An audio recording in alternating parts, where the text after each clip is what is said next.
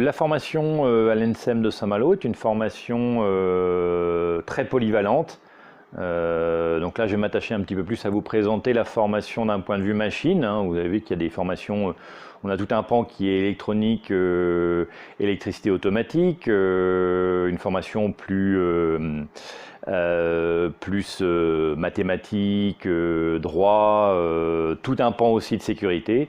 Et donc toute la partie machine est évidemment le cœur de notre métier. Donc on forme des officiers mécaniciens et donc on les forme aussi bien à être des motoristes que des spécialistes de la vapeur, que des frigoristes, des hydrauliciens, des personnels responsables de la maintenance, de la gestion.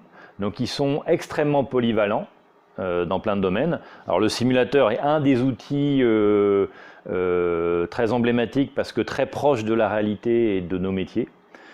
Et donc on a beaucoup de temps qui se passe sur simulateur 2D très performant, simulateur 3D qui est intéressant aussi pour la circulation dans les machines et la conduite. Et donc cette formation nous amène à réellement des métiers d'officier mécanicien, chef mécanicien, puisque nous formons à terme, le but c'est de former des chefs mécaniciens illimités.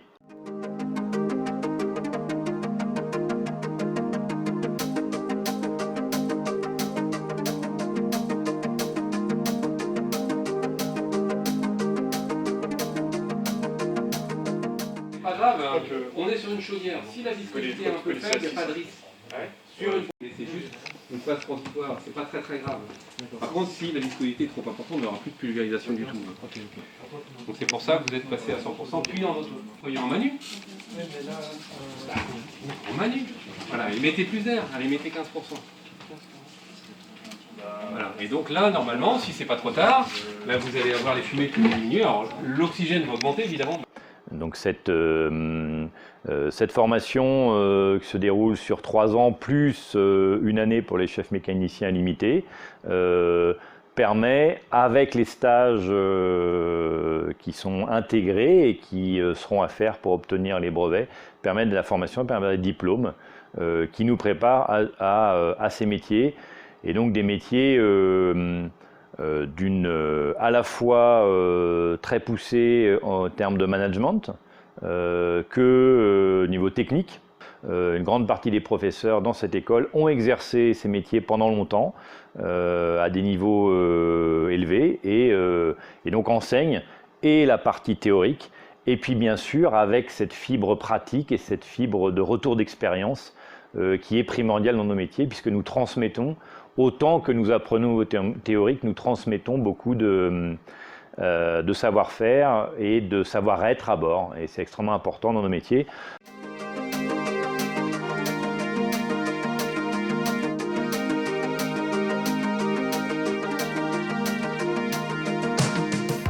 Savoir déconnecter ce moteur, installer un nouveau moteur et ensuite vérifier l'alignement.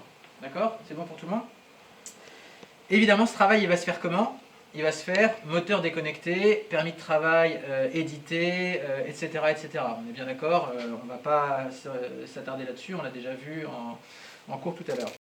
C'est vrai que moi je dis toujours à mes élèves de première année, l'anglais il faut vraiment vous y accrocher dès maintenant, parce que je préfère que vous ayez un peu de mal pendant mon cours et qu'ensemble on discute, on essaye de trouver une traduction correcte et possible d'un mot, plutôt que vous vous retrouviez dans 3 ans au fond de la salle des machines avec une documentation d'un séparateur qui est entièrement en anglais, et à ce moment-là vous n'aurez pas Google Translate, vous n'aurez pas de dictionnaire sous la main, et ce sera trop tard, et là vous vous rendrez compte de vos lacunes. Et moi personnellement j'ai eu cette expérience, et donc c'est pour ça vraiment accrochez-vous maintenant. On fait la moitié du TP en anglais, ça va sembler difficile au début, mais après vous verrez, ce sera royal.